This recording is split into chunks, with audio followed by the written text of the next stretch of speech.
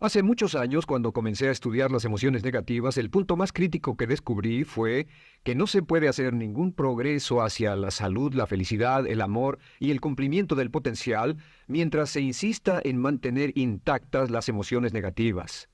Y lo único bueno de las emociones negativas, si es que tienen algo de bueno, es que las emociones negativas no son permanentes. Lo dice hasta Sigmund Freud, no hay un lugar permanente para las emociones negativas en el subconsciente. En otras palabras, son visitantes indeseados. Son hábitos negativos o patrones de respuesta negativos que pueden eliminarse y el punto inicial para eliminarlos es entender de dónde vinieron y entender cuáles fueron los factores causales, volviendo a la niñez temprana, que desencadenó el desarrollo de las emociones negativas y nos han dado como adultos una predisposición a ser negativos de una u otra forma. Esto nos lleva al condicionamiento de la niñez temprana. Recuerden que ya dijimos que el punto inicial de los patrones de hábitos negativos compulsivos e inhibitorios era la crítica destructiva. La crítica destructiva es el gran destructor.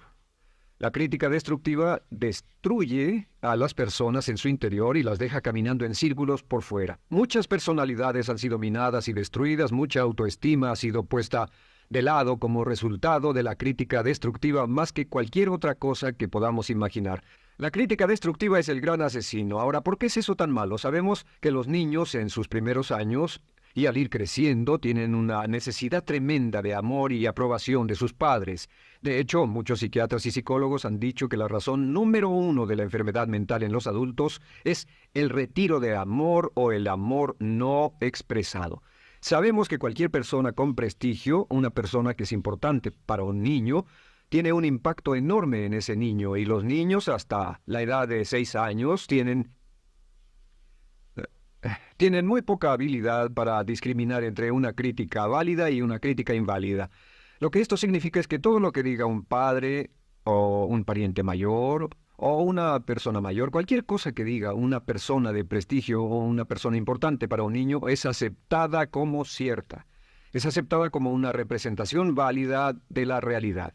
Si una madre dice eres un niño malo, o si un papá dice eres flojo, si alguien dice no eres dependiente, o si alguien dice que somos estúpidos o tontos o feos, el niño no tiene capacidad alguna para discriminar entre lo válido y lo no válido. Ese niño acepta eso como una verdadera representación de la realidad. Va más allá de la mente consciente, va directamente al subconsciente y ahí se queda.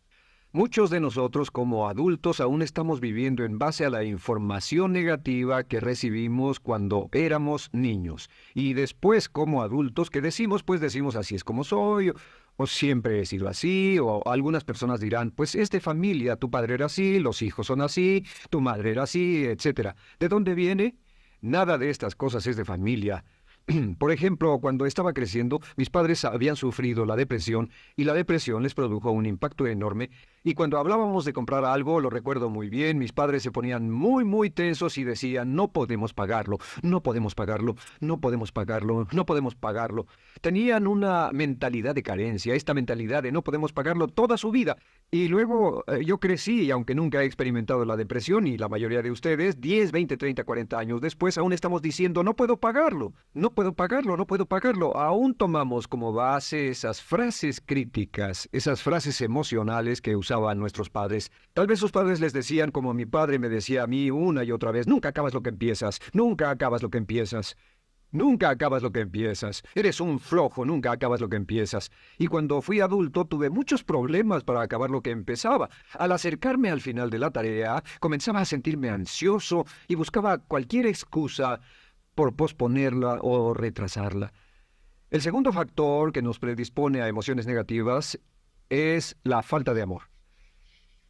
Sabemos que las personalidades de los niños se desarrollan al grado en que reciben una alta calidad y una alta cantidad de amor de sus padres. Existe una relación de 1 a 1 entre la cantidad de amor, la calidad de amor y una personalidad sana. Ese amor negado o la privación de amor es la causa clave de la infelicidad, la negatividad y la enfermedad mental en los adultos. Para que un niño se sienta realmente amado, el niño debe tener padres con buenos conceptos y la mayoría de nosotros tuvimos padres que fueron víctimas de sus padres, que a su vez fueron víctimas de sus padres. Un escritor famoso dice que todo el mundo es víctima de una víctima. Todos son víctimas de víctimas. Nuestros padres quisieron criarnos de la mejor forma posible, pero ellos mismos fueron víctimas de víctimas.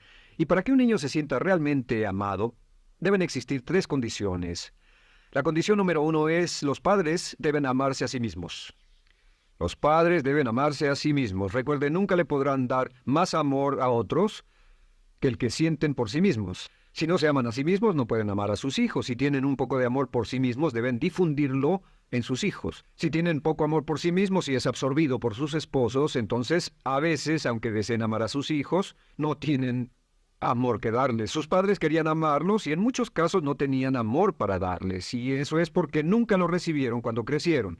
El segundo requisito es: los padres deben amarse mutuamente. Para que un niño crezca sintiendo confianza en sí mismo, crezca sintiéndose amado, a salvo y seguro, debe crecer en un ambiente donde los padres se amen. No hay nada que le dé más temor a un niño que crecer en un hogar donde los padres peleen entre sí, donde los padres no se amen, donde haya dificultades, porque el niño siempre tiene una tendencia, primero que nada, ser una víctima, pues al niño se le grita y se le vocifera, y entonces cree que la razón por la que mamá y papá pelean es su culpa. Ahora, una investigación interesante: como hay muchas familias de un solo padre, la investigación interesante muestra que cuando uno de los padres se va como resultado de una separación o un divorcio, los niños que quedan invariablemente están convencidos de que la razón por la que el otro padre se fue se debió a algo que él hizo. Y es importante que si un matrimonio o una relación va a terminar y uno se va a ir, que el padre que se quede les diga a los niños una y otra vez que la razón por la que la relación no funcionó no tuvo nada que ver con ellos. Solo tuvo que ver conmigo y con papá, conmigo y con mamá. No tiene nada que ver con el niño. El niño necesita oírlo muchas, muchas veces antes de que se sienta confiado y seguro. Y por supuesto, siempre es mejor que un niño sea criado por un padre que lo ama que por dos padres que no se aman. Una tercera condición que debe cumplirse si no quiere que exista la falta de amor es que los padres deben amar al niño. Los padres deben amar al niño. Bueno, esto parece muy obvio y muy lógico. La verdad es que, y esto es lo más difícil para usted y para mí como adultos, que ni siquiera lo pensamos, que es posible que nuestros padres no nos quisieron. No porque no lo intentaran, querían amarnos y tenían la intención de hacerlo, desde luego, etcétera, etcétera, pero simplemente como tenían conflictos mutuos y problemas sin resolver con sus padres, y sufrieron la guerra y la depresión, tenían que hacer carrera y otras responsabilidades, nunca lo lograron totalmente. ¿Entienden? Esa fue la dificultad. Lo deseaban, pero nunca lo lograron. La única forma en que puede amarse a un niño es pasando una gran cantidad y calidad de tiempo con el niño. Tiempo en gran cantidad y calidad con el niño.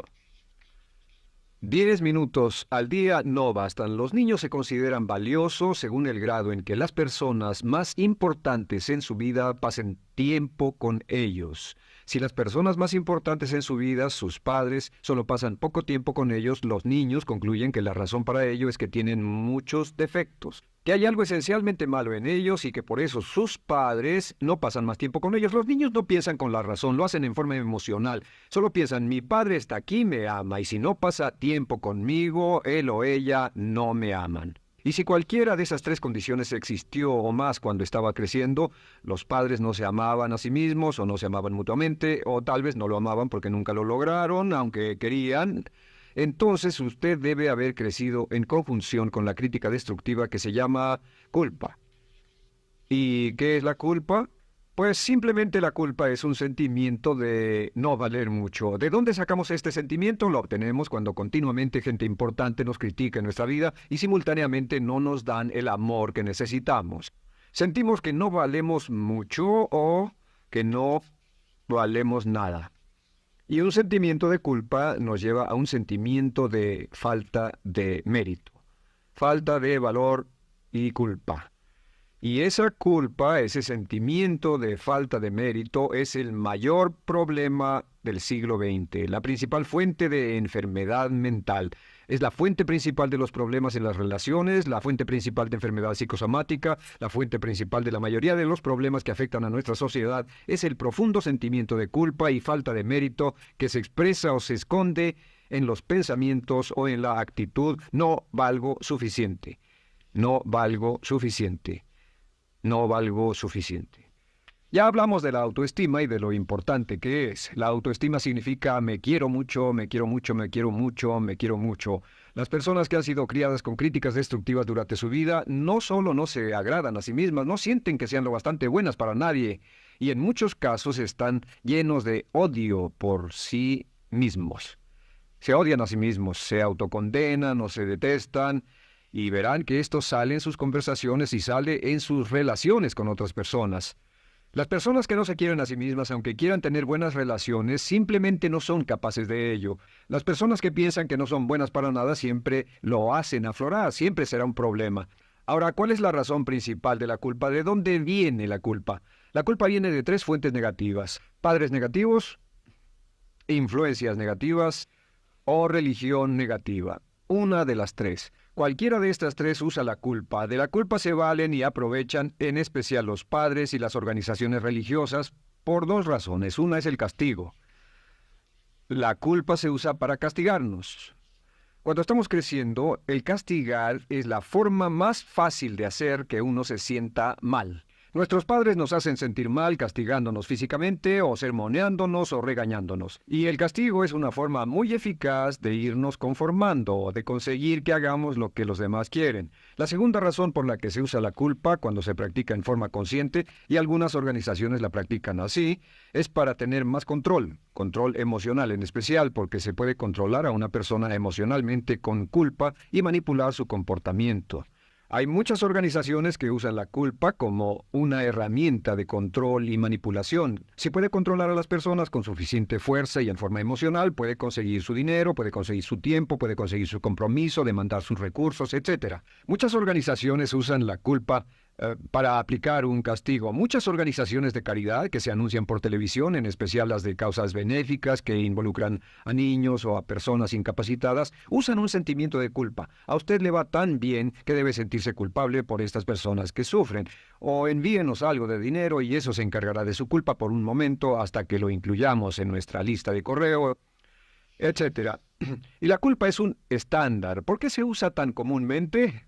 Pues primero que nada porque casi todos nosotros la tenemos en mayor o menor grado. Y número 2, es fácil. La culpa es fácil. ¿Por qué nuestros padres la usan con nosotros? ¿Por qué nuestras madres la usan con nosotros? Nuestras madres pueden controlarnos con la culpa en un cuarto repleto. Nuestra madre puede controlarnos a miles de kilómetros por teléfono.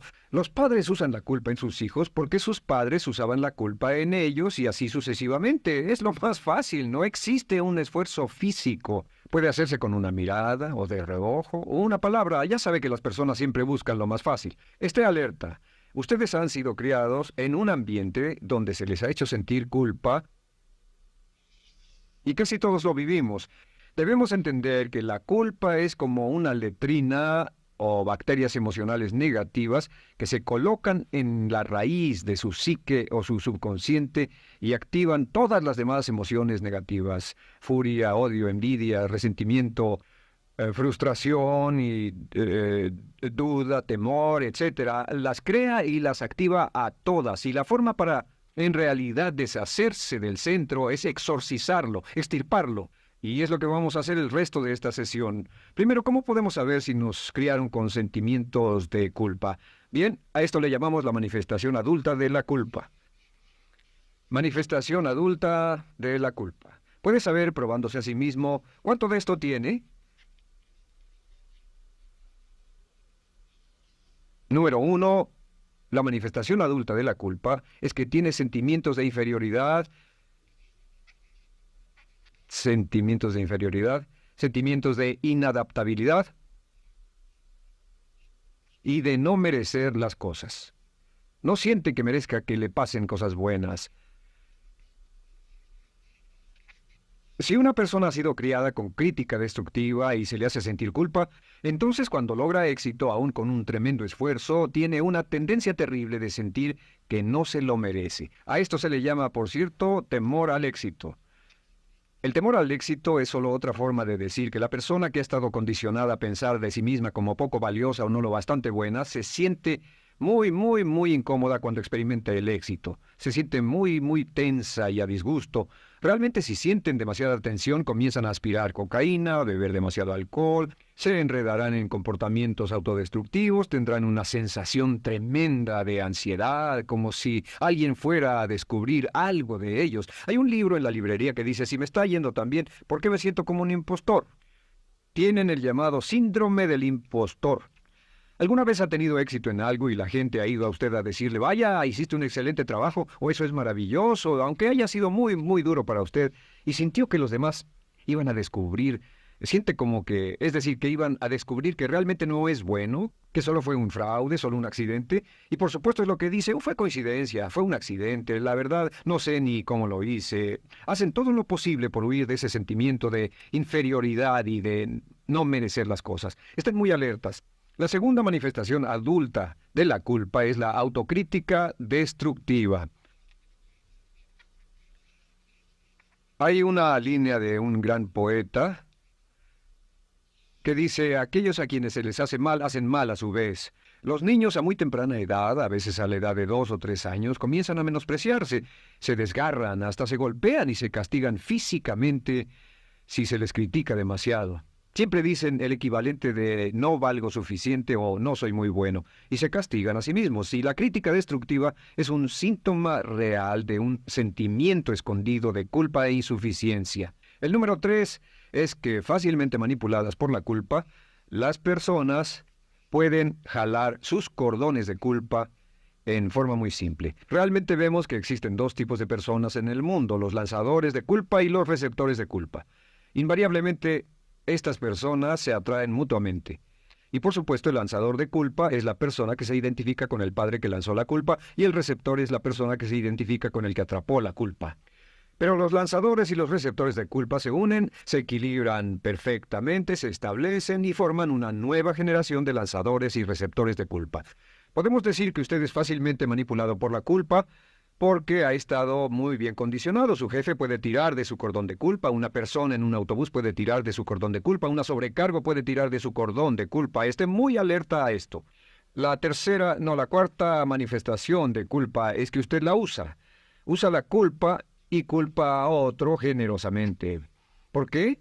Pues si ha funcionado en usted, la hará funcionar en ellos. Le parecerá que es un intercambio, un trato muy justo. Usa la culpa y la culpabilidad y se convierte en la base de sus relaciones con los demás. Cuando algo sale mal, les echa la culpa a ellos. Algo sale mal, culpa a alguien más. En cuanto hay un problema, busca a quién culpar. Un experimento muy interesante con la cámara escondida hace algunos años fue que hicieron una plancha de hielo y la pusieron en la acera sin que nadie los viera. No hacía mucho frío, pero lo hicieron.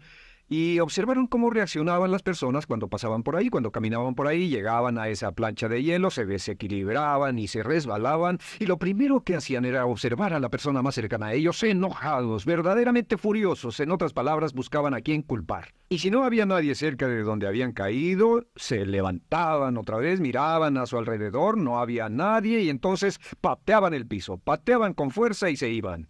Nuestra tendencia natural cuando algo sale mal es buscar a alguien o algo a quien culpar, en especial si nos criaron con una culpa continua. Y la quinta manifestación es lo que llamamos lenguaje víctima. Ahora recuerden que hablamos sobre la ley de concentración. Dice lo que siembras cosecharás.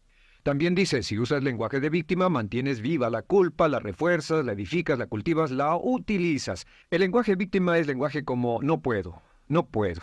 No puedo. Cuando dice no puedo, no puedo, no puedo, envía un mensaje a su mente subconsciente y la mente subconsciente comprende que está inhabilitado, que no tiene control, que es una víctima. Y cuando desea poder hacer algo, su mente subconsciente retroalimenta su mensaje y dice no puedes, no puedes. Y lo segundo que dice es tengo que, y otra vez no tengo control, no estoy a cargo. Pero existe otra expresión del lenguaje víctima que debemos evitar y es esta, trataré. Trataré, sea lo que sea, trataré. ¿Qué significan las palabras trataré? Pues déjenme decirles qué significan. Significan voy a fracasar y lo digo anticipadamente para que no me vengan con represalias. En otras palabras dice trataré de llegar a tiempo, pero lo que está diciendo es tal vez llegue tarde y no pueden reclamarme porque dije que trataría. Cuando una persona dice trataré, está disculpando su fracaso por anticipado. Si fuera al doctor y el doctor lo examinara, lo auscultara y le dijera, pues está en pésimas condiciones, tendremos que intervenir, debemos llevarlo al hospital ahora mismo, me sorprende que haya llegado aquí, usted dirá, bueno doctor, espero que haga un buen trabajo. Y él dice, trataré. Si él dice eso, usted seguramente buscará otro médico, o si va a un abogado. Lo culpan de algo y va a un abogado y le presenta su caso y dice, oiga, va a defenderme, y él dice, trataré. ¿Qué está diciendo? Está diciendo, escuche, he estudiado el caso y por lo que veo no hay mucha esperanza, pero lo tomaré de todos modos. Trataré son los que tratan de conseguir que les pague por anticipado. Otro juego de palabras que no debe usar. Por cierto, con respecto a trataré, lo que debe decir es lo haré o no lo haré, no trataré. Si alguna vez en nuestro negocio tenemos un negocio muy activo, si llamamos a alguien y le pedimos alguna cosa o algún trabajo y dice trataré de conseguirlo para el viernes o trataré de terminarlo a tiempo, al instante sabemos que lo que quiere decir es que quiere sentirse libre, no comprometerse. Así que nunca dejamos que nadie se vaya con un trataré, debe ser hecho o no, y queremos obtener una seguridad. Si hace falta, nosotros lo hacemos. Cuando dicen trataré, lo que están haciendo es que se están lavando las manos. Esté alerta, la otra palabra es desearía. Dicen que un deseo es una esperanza o una meta sin energía detrás. Desearía. ¿Qué significa un deseo? Desearía significa que que me gustaría tener algo, pero sé que nunca lo podré tener. Cuando dice desearía bajar de peso, ¿qué significa? Las palabras no dichas son, pero sé que no puedo. Porque no por las excusas que tiene y el metabolismo que tiene y los problemas, etcétera. Siempre hay razones por qué debe salir, etcétera. Desearía dejar de fumar, desearía estar en forma. Desearía, desearía, desearía. Cuando usa la palabra desearía, le muestra al subconsciente que esto es algo que no cree que le sea posible lograr o adquirir. Entonces el subconsciente descarta completamente esto como meta y no le da energía, ni motivación, ni impulso, ni deseo de lograrlo. Así que esté muy alerta al lenguaje víctima. Esté alerta a la expresión sí, pero. O lo haría, sí, pero. Alguien le dice, haga esto, y usted dice, sí, pero. La palabra pero, por cierto, es el gran borrador. Si una persona le dice, podría incrementar sus ingresos o incrementar sus rendimientos, ser una persona mejor o más feliz o bajar de peso o lo que sea, no importa, y usted dice, sí, pero, lo que está diciendo es que está borrando toda la aseveración que ha dicho antes. Manda un mensaje a su subconsciente que dice, no hay posibilidad y no hace esfuerzo, no otorga energía, no ejerce capacidad alguna hacia el logro de esa meta. Y las personas que han sido criadas con culpa tienen 5 cualidades o 5 manifestaciones de adultos. Una es que se sienten inferiores, se sienten inadecuadas, sienten que no merecen que les pasen cosas buenas. Estén muy alertas a eso. El número 2, se autocompadecen continuamente, usan la autocrítica destructiva. El número 3, usan la culpa y la culpabilidad en ellos y en otros. El número 4, son manipuladas por la culpa y número 5, usan lenguaje víctima. Así que, ¿cómo nos deshacemos de la culpa?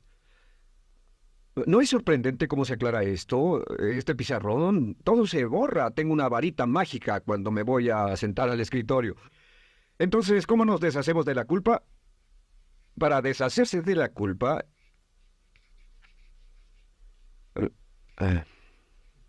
este es el proceso. Tiene algunos pasos importantes. Número 1, el primero de la lista, elimine la autocrítica. Elimine la crítica autodestructiva.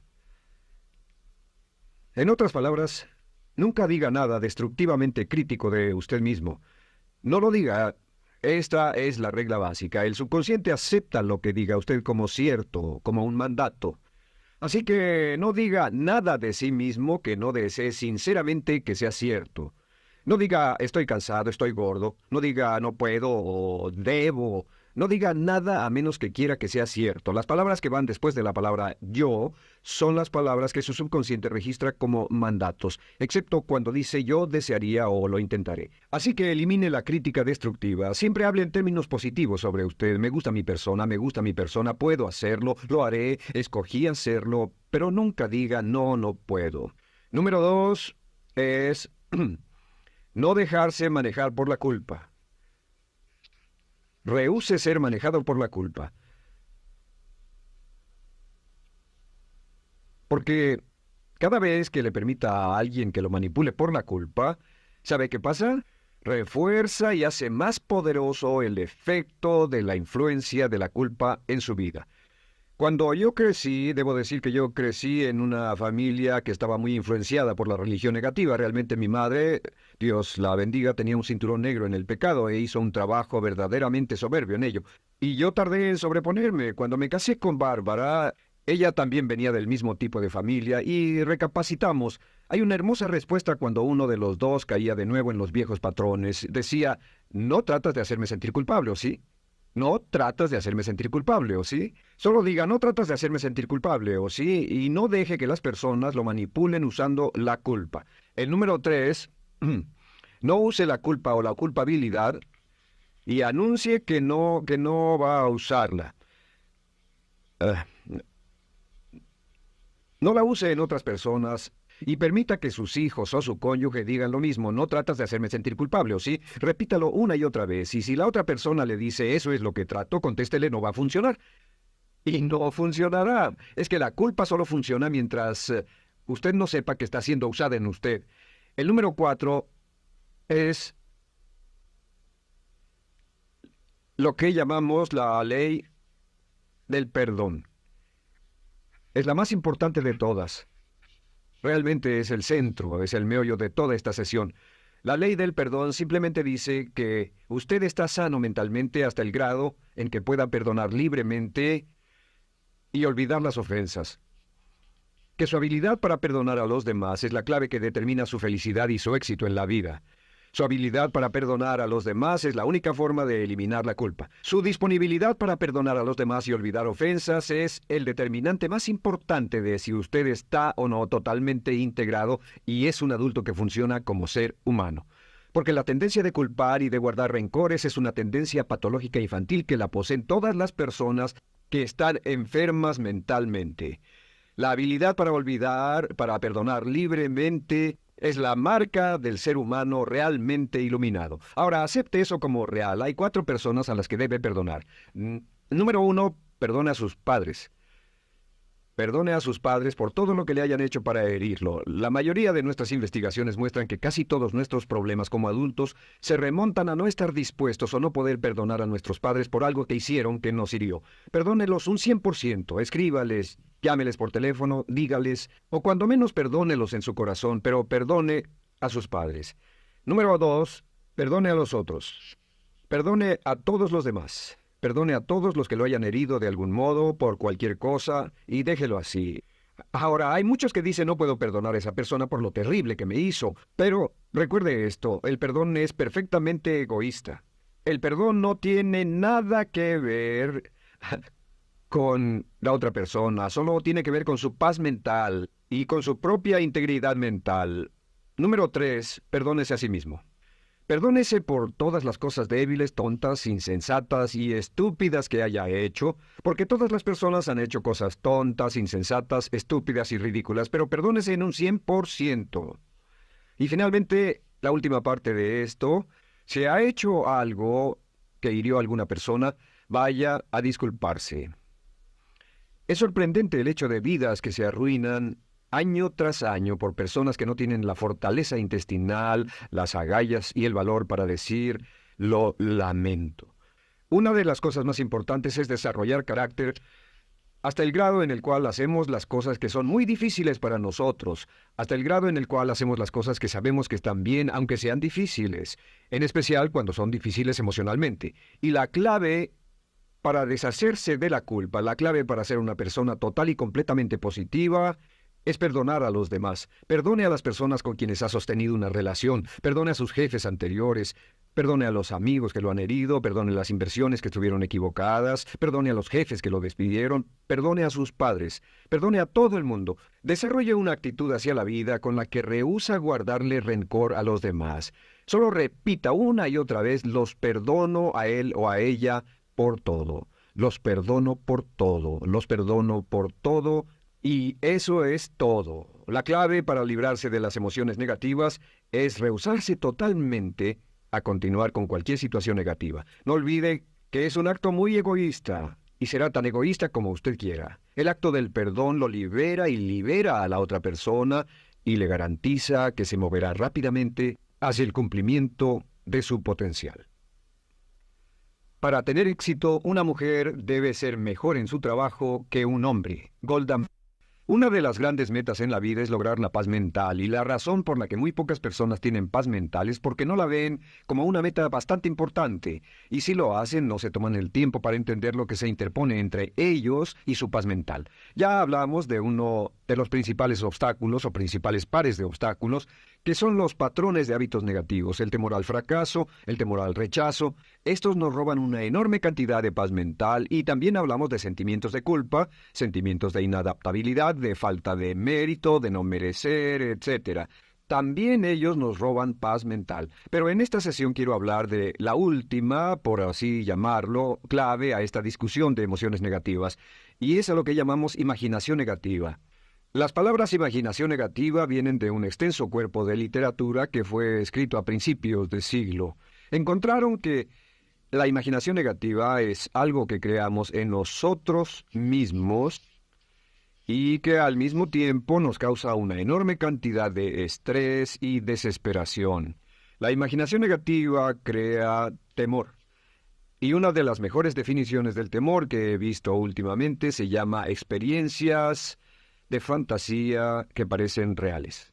Experiencias de fantasía que parecen reales. En otras palabras, son experiencias que creamos en nuestra mente y en nuestra imaginación y vivimos con ellas. Y entre más vivimos con ellas, más reales se vuelven. Tengo 3 hijos y si los dejo ver una película de miedo, aunque insistan en verla, comienzan a pensar que hay criaturas monstruosas bajo su cama, en sus alcobas, etc. Son las experiencias de fantasía que se vuelven reales. Y una vez, con el pequeño Michael, no pudimos lograr que durmiera en su alcoba porque estaba convencido de que había monstruos ahí. ¿A qué llamo imaginación negativa? Lo traduzco como preocupación. La preocupación es una forma sostenida de temor causada por la indecisión. La preocupación es una forma sostenida de temor causada por la indecisión. ¿Eso qué significa? Significa que cuando tomamos decisiones, nos deshacemos de la preocupación. Hace algunos años se hizo un estudio donde muchas personas fueron estudiadas y se les preguntó de qué se preocupaban en ese momento. Por las respuestas vieron que esto es de lo que las personas se preocupan. Un 40% de las preocupaciones que las personas tenían era por cosas que nunca pasaron. Se dieron cuenta de que las cosas por las que estaban preocupadas nunca pasarían. Iban a llegar tarde, o iban a perder sus trabajos, o no iban a funcionar bien en una relación. La siguiente cifra, 30%, eran cosas que habían ocurrido en el pasado, que ya habían pasado y no podía hacerse nada al respecto. 12% de las preocupaciones eran por la salud. En la mayoría de los casos, preocupaciones innecesarias. Pensaban que tenían un dolor, una enfermedad, un sufrimiento o algo más que no resultó ser verdad. El 10% de las cosas que les preocupaban eran triviales. Les preocupaba tener morralla para el parquímetro o si alguien les telefonearía o no. Preocupaciones realmente irrelevantes. Solo un 8% de las preocupaciones eran por algo sustancial, y de ese 8%, la mitad, o el 4%, estaban totalmente fuera del control de la persona. Estaban preocupados por saber si la China Roja invadiría Vietnam del Norte y cosas similares. De todos modos, la persona no podía hacer nada. Básicamente, la investigación muestra que casi un 96% de todo lo que nos preocupa o más es irrelevante. Nunca pasó, no vale la pena preocuparse por ello. ¿De dónde viene la preocupación? Pues viene de una mentalidad de preocupación. Si fue criado en una familia donde su madre o su padre eran preocupones, usted tal vez también sea otro preocupón. Es una respuesta condicionada. Los veía preocuparse y quiere ser como ellos porque eran las personas más importantes en su mundo, así que se preocupa también. Y conozco a niños de 4 o 5 años que son muy preocupones. Y ellos y sus padres se sientan juntos y se preocupan aunque no hay nada por qué hacerlo. Pero son las experiencias de fantasía que se vuelven reales. Nuestra labor es eliminar la preocupación y voy a darle 2 o 3 ideas simples que puede usar. Número 1, que es una de las más populares de todas, simplemente es esto: viva un día a la vez. Viva un día a la vez.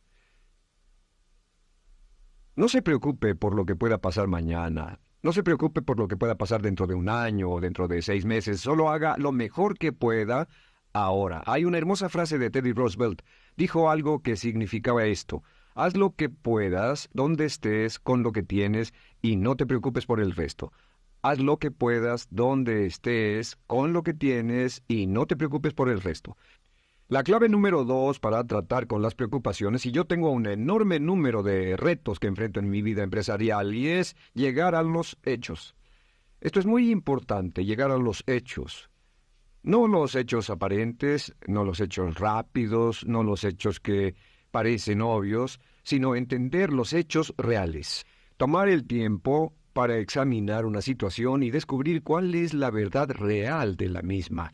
He descubierto que la mayoría de las situaciones de preocupación se evaporan si hay suficientes hechos. Si oye que alguien ha hecho algo o no, si oye sobre un cambio en su negocio, en su vida personal o un cambio en una de sus relaciones, averigüe, llame a esa persona, descubra de la fuente correcta la respuesta y a menudo descubrirá que los hechos eliminan la preocupación. La mayoría de las personas que se preocupan son las que prefieren preocuparse que tomar el tiempo para preguntar y averiguar qué es lo que ocurre exactamente. Pregunte, investigue, lea, haga su tarea, consiga los hechos. Uno de los requisitos más importantes, por cierto, para su éxito en los negocios o en alguna otra cosa, en cualquier otro campo, es consiga los hechos que necesita para que sus respuestas sean exactas y actualizadas. El tercer método se llama el destructor de preocupaciones.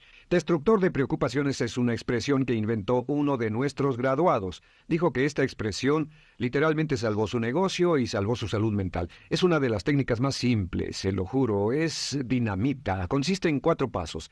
Bien, paso número 1. Si tiene usted algo en mente, defínalo claramente por escrito. Defínalo claramente por escrito. Siéntese, tome tiempo para escribirlo y dígase de qué estoy preocupado exactamente. Siéntese y escríbalo. Estoy preocupado por esto y describa la situación exactamente como la ve.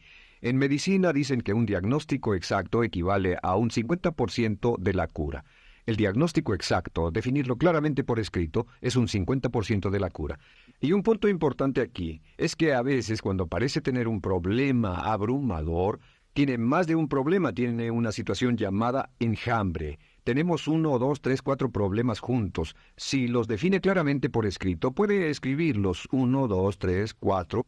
Hay varios pequeños problemas juntos que le preocupan. A veces, si elimina usted una de esas dificultades, el resto se evapora. A veces un problema de un grupo de problemas es la clave y lo demás es irrelevante. Esté alerta a eso y defínalo por escrito. El número 2 es una vez que lo defina claramente, esta es la clave, determine el peor desenlace posible. Determine el peor desenlace posible. En otras palabras, pregúntese, ¿cuál es la peor cosa que podría pasar como resultado de esa situación? Piénselo bien, si pasara lo peor que podría ser, determine el peor desenlace posible. Una cosa interesante pasa aquí. Descubrimos que en la preocupación no estamos preocupados ni estresados por un evento. El evento no nos preocupa. Lo que nos preocupa es la anticipación de ese evento y la resistencia que ponemos psicológicamente deseando, esperando, orando que no llegue ese evento. Si determinamos cuál puede ser el peor desenlace posible y dice que lo peor que podría pasar es esto, y lo concretamos y lo ponemos por escrito, descubrimos algo notable. Su preocupación desaparece. Parece evaporarse en cuanto definimos el peor desenlace posible, y es que el estrés viene de no querer enfrentar lo que podría pasar. Hablaremos más tarde de esto, pero es el fenómeno psicológico de la negación. Lo negamos, no queremos enfrentarlo. Si tiene una inversión y la inversión cada día está peor, debe decirse a sí mismo qué es lo peor que podría pasar con esta inversión, y lo peor es que puede perderlo todo. Una vez que diga, lo perderé todo, de pronto ya no está preocupado por eso, porque sabe qué es lo que puede pasar. El tercer El tercer paso, permítanme un segundo, con respecto a una relación. A veces estamos en una relación muy infeliz y decimos, ¿qué es lo peor que podría pasar aquí? Lo peor que podría pasar es que pierda la relación. La relación desaparece. Debe preguntarse a sí mismo, ¿me matará eso? ¿Moriré al perder la inversión? ¿Moriré al perder el trabajo? ¿Me matará el perder la relación? La respuesta, por supuesto, es no. Uno se recupera de casi cualquier cosa. Y número 3, por cierto, hay muchas personas que tienen y presentan los signos de cáncer, pero no van con el doctor porque no quieren saber. El estrés de no saber, de hecho, exaspera el curso de la enfermedad y finalmente, cuando tienen que ir al doctor, ha llegado tan lejos que el doctor no puede salvarlos. Pero el estrés de no enfrentar la posibilidad los mantiene alejados de un doctor en el momento en que éste podría ayudarlos. Número 3, prepárese a aceptar lo peor en caso de que ocurra. Aceptar lo peor en caso de que ocurra. No es ser pasivo, no es ser fatalista, solo diga si nada puede hacerse, y esto debe pasar, debo aceptarlo. Tengo un dicho que uso mucho y es: lo que no puede curarse, debe soportarse. Lo que no puede curarse, debe soportarse. Pues bien, si esto llega a pasar, lo acepto y aprendo a vivir con eso. No voy a dejar que me despedace, no voy a dejar que me mate. Número 4 es: comience inmediatamente a mejorar lo peor. Comience a mejorar inmediatamente lo peor. ¿Qué significa? Significa que ahora acepta que puede pasar y ha decidido que vivirá con ello en caso de que ocurra. Y ahora hará todo lo posible para trabajar y para asegurarse de que no ocurra. Por cierto, en los negocios se llama el análisis minimax de lamentos. Es minimizar el máximo lamento. En otras palabras, es decir, ¿qué es lo peor que puede pasar y cómo puedo minimizar el máximo lamento? La técnica Minimax es una técnica tremenda porque aclara su mente considerablemente y una de las mejores formas de usarla es muy eficiente. Tome un pedazo de papel, trace una línea en el centro y en el margen superior, y luego en la parte izquierda escriba en este lado una definición. Una definición clara de lo que lo está molestando. En este lado escribe PDP, peor desenlace posible, y después escribe 1, estoy preocupado por esto, y lo escribe, y acá lo peor que puede pasar es esto. 2, estoy preocupado por esto, lo peor que puede pasar es esto, y así. Usted verá que cada vez que haga esto, el problema se evapora, y la mayoría, por supuesto no toda, la mayoría del estrés o la desesperación desaparece, su mente se aclara y con una mente clara puede enfrentarlo en forma efectiva. Ahora, el punto final con respecto a toda esta idea de preocupación e imaginación negativa es: ¿cuál es el antídoto? ¿Cuál es el antídoto de la preocupación? ¿Cuál cree que sea? Pues simplemente esto, es actuar con un propósito. El único antídoto de la preocupación es actuar con propósito. Todo lo que lo lleve al extremo donde pueda actuar con un propósito, donde se pueda mover con firmeza. Como Shakespeare dice, si usas los brazos contra el mar de problemas, al hacerlo acabas con ellos. Cualquier cosa que lo lleve a actuar firmemente y con un propósito, eliminará la preocupación. ¿Por qué? Por lo que llamamos la ley de sustitución. No puede estar pensando en un problema o en una situación y pensando y actuando a propósito para resolverla y preocupándose por ella al mismo tiempo. La preocupación casi siempre surge cuando se tiene demasiado tiempo en las manos. Es una forma de establecimiento negativo de metas. ¿Recuerda que hablamos de la ley de la concentración? Dice que lo que siembra, cosechará. Pues cuando tiene una situación que le preocupa, ¿qué se encuentra haciendo? Lo que se encuentra haciendo es pensando, hablando, cosechando, imaginando vívidamente exactamente lo que no quiere. La ley de la expectativa dice: lo que se espera llegará a su vida. Aquello a lo que más temía ha llegado a mí, como dice en el libro de Job. La ley de la atracción dice que atraerá a su vida a las personas y las circunstancias que van de acuerdo con sus pensamientos dominantes. La razón por la que empleamos un módulo completo para hablar de preocupación es esta: es que hay algunas personas que no se preocupan por nada. Este método, por cierto, de determinar el peor desenlace posible, el destructor de preocupaciones, también es un método tremendo para toma de decisiones. Cuando está en una situación y debe tomar una decisión de una u otra forma, la primera pregunta que debe hacerse cuando lo haya analizado es: ¿qué es lo peor que podría pasar? Recuerdo al gran Paul Getty, quien hace años fue uno de los hombres más ricos del mundo. Dijo que este método de determinar el peor lado posible, lo usaba como un método de toma de decisiones en todos los negocios que emprendía. En todo lo que emprendía se preguntaba qué es lo peor que puede pasar y se aseguraba de que lo peor no pasara. Así que tome la decisión ahora de que va a eliminar la preocupación, las experiencias fantásticas que parezcan reales, que va a aceptar el peor desenlace posible que pueda ocurrir y luego ocuparse y hacer todo lo humanamente posible para tomar una actitud constructiva, para eliminar la situación preocupante y desecharla. Esta es la clave para eliminar el final de lo peor de nuestras emociones negativas. Un hombre lleva consigo su éxito o su fracaso. No depende de condiciones externas. Ralph Waldo Trine.